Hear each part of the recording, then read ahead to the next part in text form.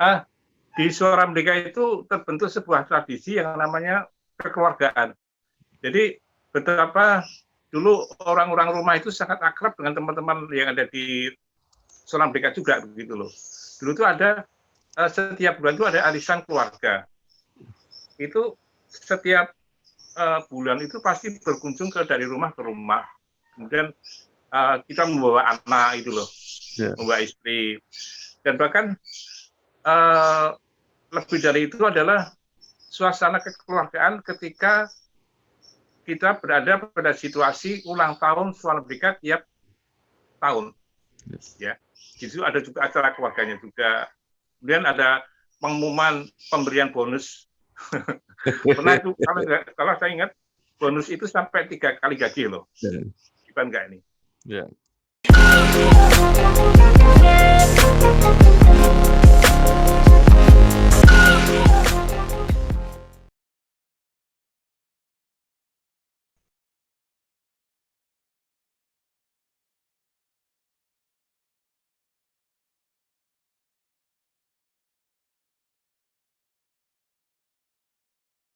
Assalamualaikum warahmatullahi wabarakatuh. Bersama saya Bambang Sadono di channel Inspirasi Jawa Tengah. Mudah-mudahan channel ini bisa memberi inspirasi, motivasi, edukasi, informasi, syukur bisa membantu mencari solusi. Saya sudah bersama dua orang yang dari generasi yang berbeda di Suara Merdeka dalam rangka ulang tahun Suara Merdeka yang ke-71. Saya ingin mengajak ngobrol baik pengalaman yang lalu maupun tantangan yang ke depan. Saya ingin perkenalkan dulu, yang pertama adalah Bung atau Bapak Bambang Iswirya, ya namanya sering ditulis begitu.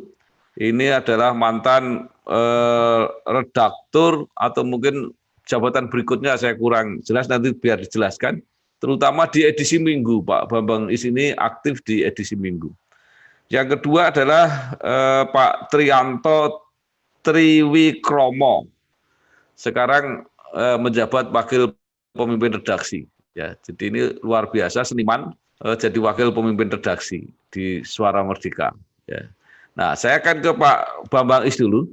Pak Bambang Is, mungkin bisa cerita kenangan romantika di Suara Merdeka. Satu yang saya ingat adalah Pak Bambang Is termasuk orang yang paling tahan berada di kantor. Ya. Itu bersama ada orang lagi yang lebih tahan, namanya Pak Sumartoyo. Ya, nanti tolong cerita tentang Pak Sumartoyo dan Pak Hanapi. Ya. Pak Hanapi salah seorang yang sangat penting di Suara Merdeka, tapi jarang diceritakan. Silakan Pak Bambang Is. Ya, selamat siang semuanya. Persisnya begini Mas Bambang ya. Saya itu masuk di Suara Merdeka Group itu sebetulnya tidak melalui jalur media harian ya, tapi langsung dicomot dari langsung ke Minggu ini. Itu saya ingat tahun 1981 itu bulannya Juni. Nah, karena saya pada waktu itu sering menulis yang sifatnya bukan news tapi features ya, semacam laporan musik atau apa gitu.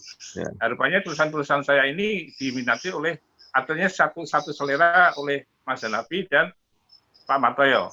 Nah, sebetulnya saya jauh-jauh hari sudah sangat familiar dengan nama Hanapi. Itu adalah salah satu sosok yang memberi warna di Suara Merdeka. Dan kebetulan saya kalau bisa ketemu sama beliau itu loh. Kemudian tahun 81 itu saya bukan langsung ke lapangan, enggak, karena tradisi di Minggu ini itu kita menerima tulisan-tulisan dari wartawan yang ada di lapangan. Dan saya langsung di bahasa Jawanya dijebloskan gitu di desk gitu loh. Nah, pada waktu itu saya sangat ingat bahwa di Minggu itu tuh hanya ada dua, yaitu Mas Martoyo dan Mas Hanapi. Dan kemudian saya diperbantukan situ, akhirnya sampai berikutnya saya menjabat sebagai asisten redaksi pelaksana. Jadi yang pertama adalah Pak Hanapi pimpinan redaksi Minggu ini. Kemudian Pak Martoyo redaksi pelaksana. Dan saya asistennya. Waktu itu sudah 24 halaman, Mas. Ya. 24 halaman itu dipegang oleh 3 orang, hanya 3 orang. Efektifnya 2 orang, saya dengan Pak Martoyo, begitu. Jika begitu headache-nya kami ya, artinya dari hari sejak terbit sampai terbit berikutnya itu di kantor terus gitu ya.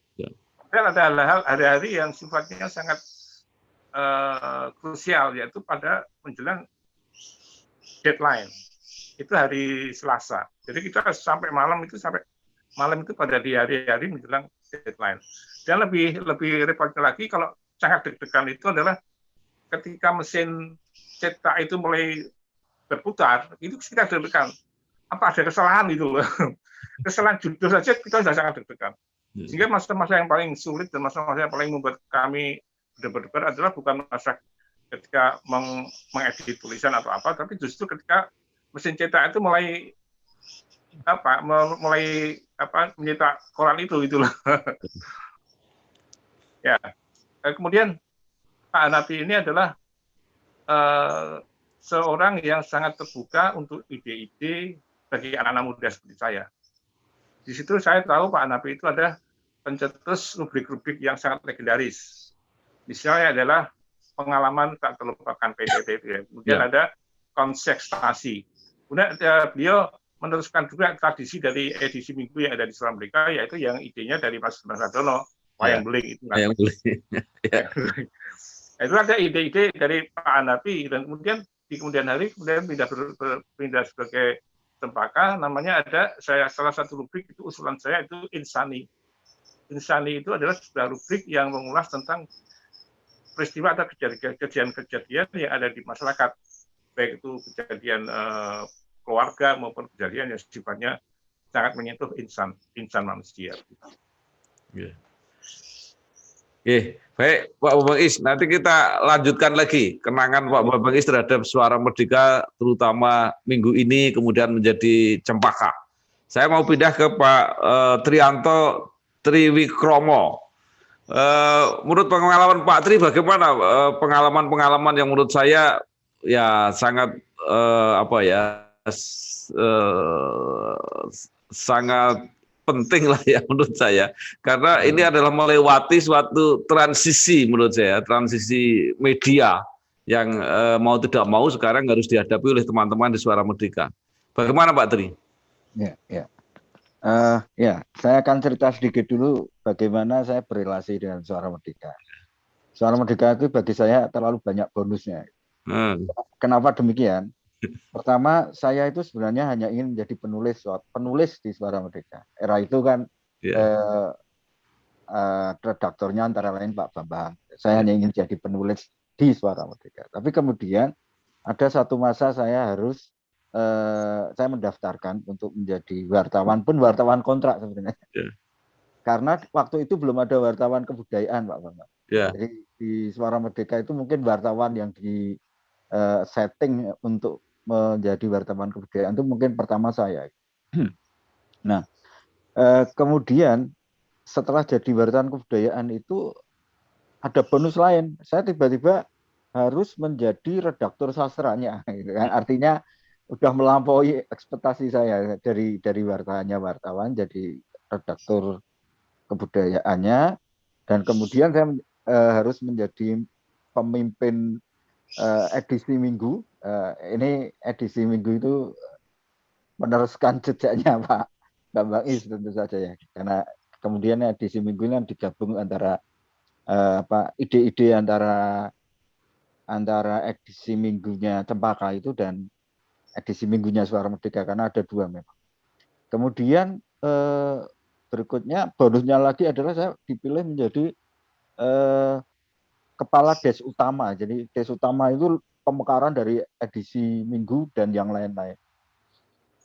Nah, tidak lama kemudian saya dipinta lagi untuk jadi redaktur pelaksana. Jadi udah melampaui targetnya terlalu banyak. Nah, tiba-tiba saya pulang dari Jerman, saya dapat semacam beasiswa ke Jerman. Saya balik itu saya diminta Pak Kukrut untuk jadi Bapak Melihat lah ini. Lagi-lagi Aduh, dari pengen jadi penulis saja menjadi wakil pemimpin redaksi. Nah, yang menarik gini Pak Bambang, saya hidup dalam satu situasi yang kejayaan Suara Merdeka sedang tinggi-tingginya itu saya masuk, saya kira. Waktu itu bahkan saya bisa menggarap sebuah rubrik yang sangat membanggakan saya sampai hari ini, adalah rubrik Pamomong yang Pak Bambang juga membidaninya ya. Rubrik Pamomong gitu. Nah, terus era ketika jaya-jayanya besar itu memang kita punya banyak media, banyak suplemen, banyak macam-macam. Lalu saya juga mengalami satu masa ketika semua itu dimampatkan lagi, kita berhitung ulang. Oke, kita mulai tidak terbit dalam banyak media yang banyak halamannya itu Suara Merdeka sebenarnya, sampai 120-an berapa itu. Nah, kemudian sampai sekarang ke edisi yang sekarang ini. Edisi yang sangat padat itu, artinya semua hal masuk sehingga hanya terbit dalam kita dulu pernah terbit dalam yang sangat tebal, sekarang ya cukup tidak terlalu tipis, tapi dibanding media-media lain kita masih tetap yang cukup tebal gitu. Nah, problem yang kemudian kami hadapi adalah sekarang Suara Merdeka itu tidak lagi harus dianggap sebagai media cetak. Ini penting sekali karena sekarang sudah tumbuh hal-hal yang lain. Kita punya suaramerdeka.com, kita punya televisi yang kita siarkan di YouTube, kita punya Suara Merdeka Institute, kebetulan direkturnya saya gitu. Kita punya SMC, kita punya hal-hal yang sifatnya turunan dari media itu begitu banyak, dan sekarang harus kami besarkan. Persoalannya kan kemudian membesarkan ini pada masa pandemi ini sangat luar biasa sulit. Tetapi kami tidak akan berdiam diri, selalu bahkan mencoba belajar dari Pak Bambang dan yang lain-lain, bahwa kami harus selalu kolaborasi dengan siapapun, dan kami harus, yang ini yang paling penting, kami adaptasi terhadap zaman. Ketika budayanya adalah budaya layar atau screen culture, dan eranya adalah era the net atau internet, dan the next ketika kekinian menjadi sesuatu yang sangat penting, maka kami harus masuk ke sana dengan satu filosofi, kami harus adaptif, kami harus ajur-ajur kepada sesuatu yang sedang berkembang. Itu Pak. Oke, baik. Pak Tri, saya kembali lagi ke Pak Bambang Is. Jadi kalau mengenang masa lalu, itu bagi Pak Bambang Is apa yang terkesan sampai sekarang? Di Suara Merdeka itu terbentuk sebuah tradisi yang namanya kekeluargaan. Jadi betapa dulu orang-orang rumah itu sangat akrab dengan teman-teman yang ada di Suara Merdeka juga begitu loh. Dulu itu ada setiap bulan itu ada arisan keluarga. Itu setiap bulan itu pasti berkunjung dari rumah ke rumah. Kemudian kita membawa anak itu loh, membawa istri. Dan bahkan lebih dari itu adalah suasana kekeluargaan ketika kita berada pada situasi ulang tahun Suara Merdeka tiap tahun. Ya, itu ada juga acara keluarganya juga. Kemudian ada pengumuman pemberian bonus. Pernah itu, kalau saya ingat, bonus itu sampai 3 kali gaji loh. Bukan enggak ini. Dan yang paling berkesan bagi saya adalah ketika ada event di luar negeri, ketika saya ajukan ke Pak Nabi, itu pun langsung ACC. Event itu.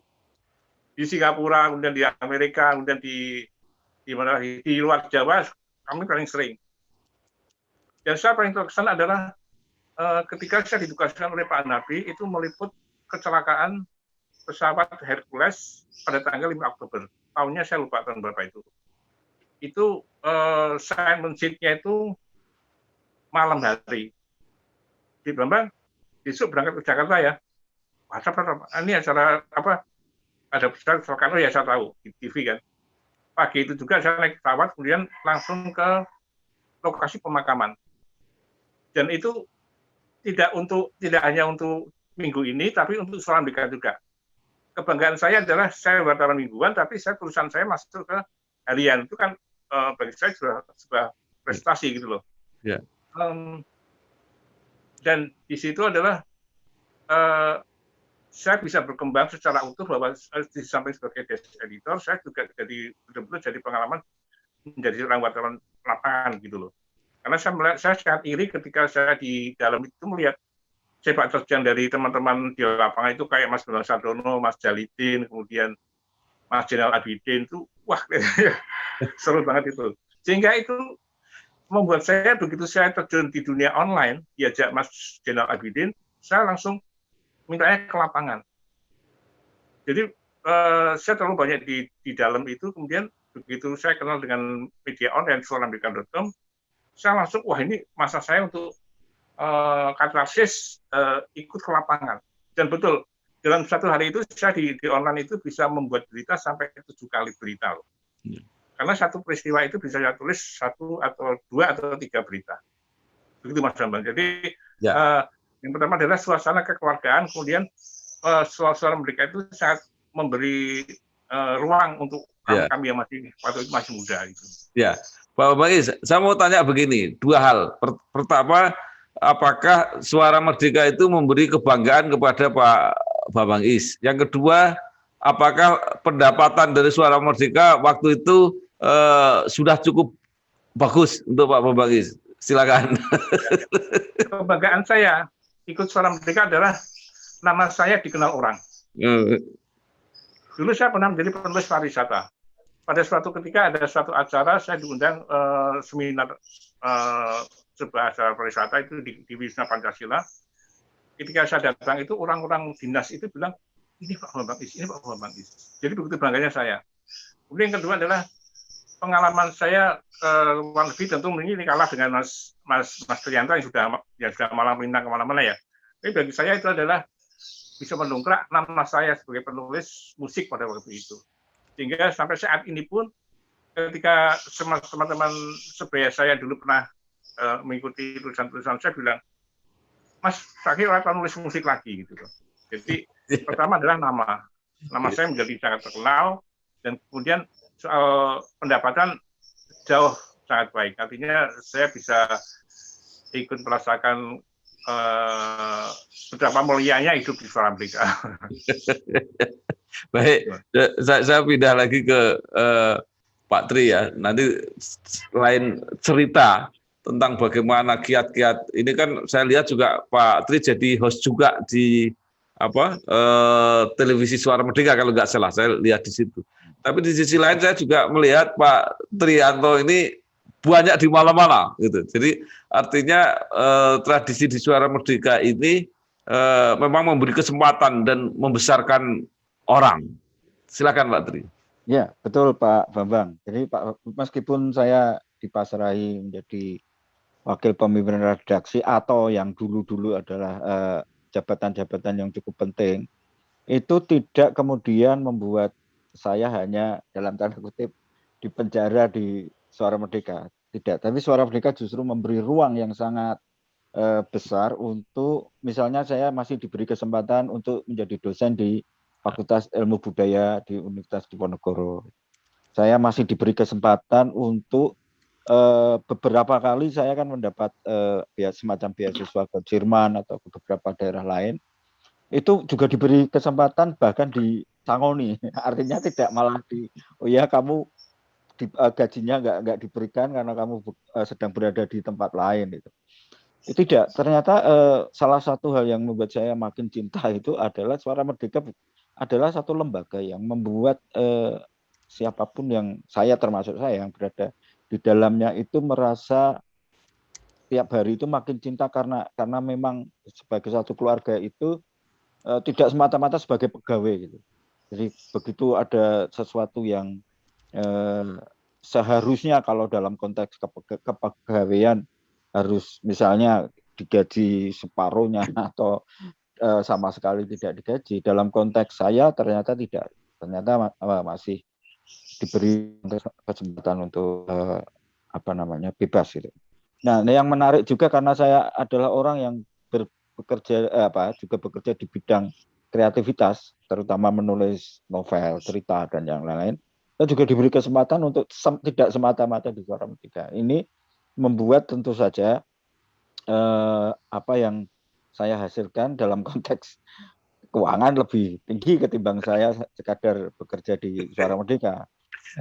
Ini membuat saya makin nyaman juga, Pak Bambang. Artinya tidak ada batas-batas yang membuat kalau kamu harus melulu bekerja semata-mata di Suara Merdeka.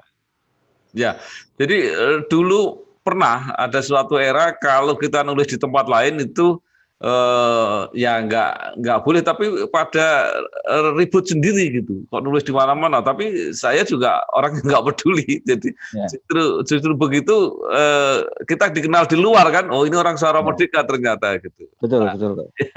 Pak Tri, bagaimana Pak Tri dan teman-teman ini ya sejawat seangkatan ini menyikapi media-media baru ini?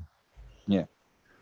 Kami sebenarnya kan Suara Merdeka ketika masuk ke dunia online itu sebagai perintis, bukan yang terlambat, tapi sudah perintis. Saya kira almarhum Pak Tommy, tentu Pak Bambang Is paham benar bahwa beliaulah yang merintis suaramerdeka.com.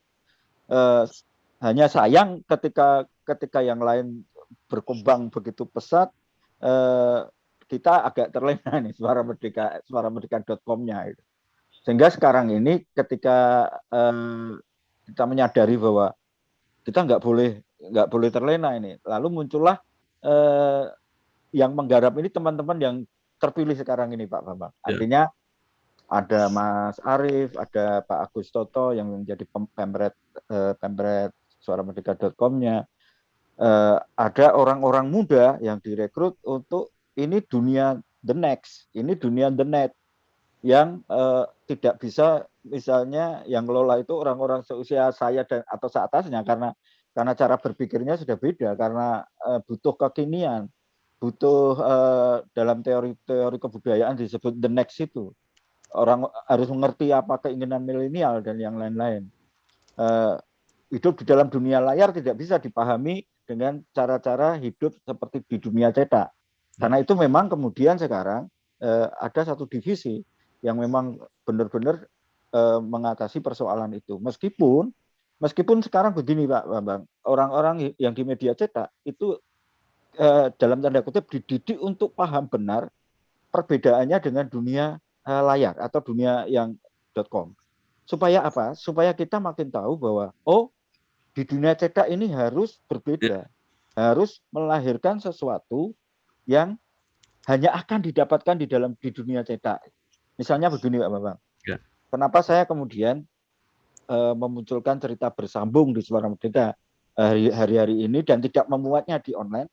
Karena kami berpikir bahwa kita coba pakai teori lain, bahwa kalau orang hanya dapat cerbung di Suara Merdeka, apakah ada istimewanya? Nah, ternyata memang ada, Pak Bambang. Jadi begitu saya tulis Rahim Api Dropadi, dan kenapa diambil wayang, karena memang supaya ada cara menuturkan wayang dengan gaya baru. Sebenarnya rada beling juga, tapi belingnya saya itu tidak seperti beling-belingnya di teks-teks yang terdahulu. Ini ada kenaikan signifikan karena ada yang selalu bertanya bagaimana akhirnya cerita ini, yang macam-macam itu menunjukkan bahwa ada hal-hal yang di dalam dunia cetak yang jangan diberikan ke dunia internet atau sebaliknya, sehingga hal-hal itu bisa berjalan bareng tanpa saling membunuh. Dan Suara Merdeka sekarang ini harus hidup di banyak kaki itu, kaki media sosial dalam artian yang dikelola oleh Markom, kaki .com yang dipegang oleh Pak Agus Toto dan kawan-kawan, dan kaki media cetak yang dipegang Pak Gunawan dan saya. Oke, kembali ke Pak Bambang Is. Pak Bambang Is melihat situasi terkini seperti itu. Apa yang diharapkan atau disarankan Pak Bambang Is terhadap Suara Merdeka ke depan? Nah, kalau saya melihat bahwa sebetulnya saat ini tuh bagi teman-teman generasi muda yang ada di Suara Merdeka sekarang ini tetap harus melihat sejarah dari Suara Merdeka sendiri.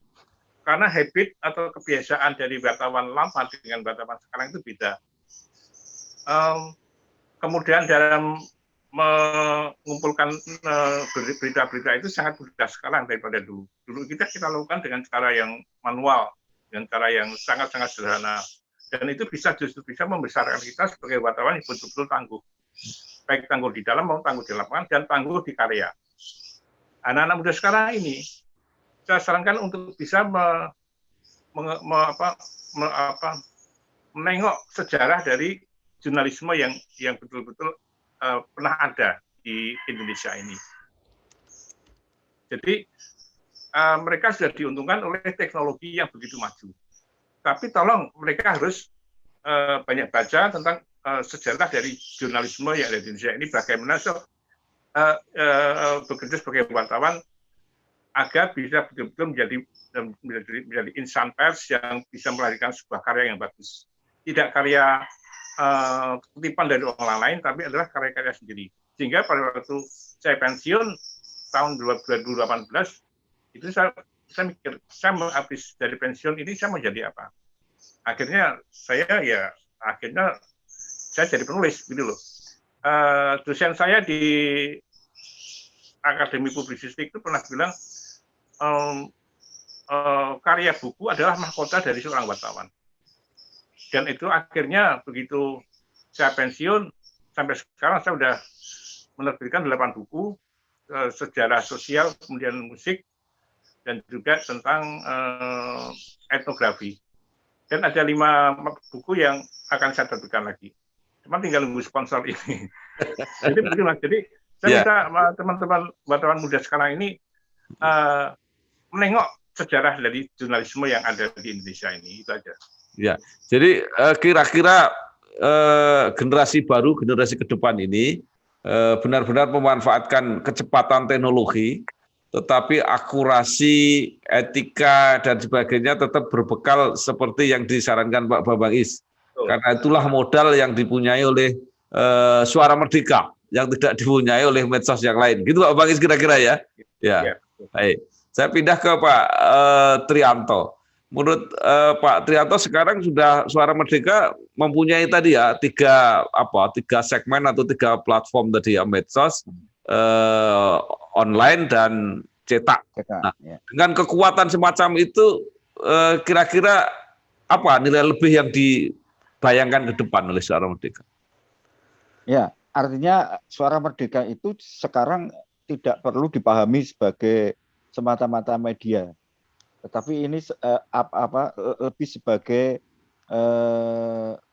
network ya, sebuah jaringan yang sangat kuat yang berbasis media cetak, media online maupun media sosial. Kalau hanya memahami Suara Merdeka sebagai koran misalnya, itu bahaya besar. Semua sekarang ini harus orang-orang Suara Merdeka itu harus mempunyai satu filosofi bahwa ini adalah satu era yang harus melampaui koran, satu era yang melampaui media cetak, sehingga apapun gerakannya harus mengarah ke sana. Meskipun sekali lagi saya sepakat dengan Mas Bambang Is bahwa basis sebagai wartawan, basis sebagai penulis, basis sebagai orang-orang yang menulis dengan keakuratan, dengan sesuatu yang memang tidak gampang menjadi wartawan itu mesti tetap dipahami sebagai kekuatan. Sebab kalau tidak memang bahaya. Saya belum bisa melihat generasi muda terkini ya, yang kemudian seperti Pak Bambang melahirkan banyak buku sebagai generasi dulu, sebagai Mas Bambang Is melahirkan banyak buku, Mas Handri TM melahirkan banyak buku, Mas Pri GS melahirkan banyak buku. Tapi generasi di bawah saya, harus saya akui belum. Ini saya kira harus mereka juga melihat masa lalu untuk sebagai bekal kepada masa depan. Memang eranya sudah berbeda, tapi saya yakin benar ini hanya satu masa transisi saja. Tetap saja nanti sesuatu yang sifatnya cetak, sifatnya buku, sifatnya hal-hal yang konvensional itu akan tetap bergerak maju bersama yang inovatif maupun yang modern. Saya kok yakin benar tidak akan ada yang hilang. Dulu ketika digembar-gemborkan akan hilang radio tidak hilang.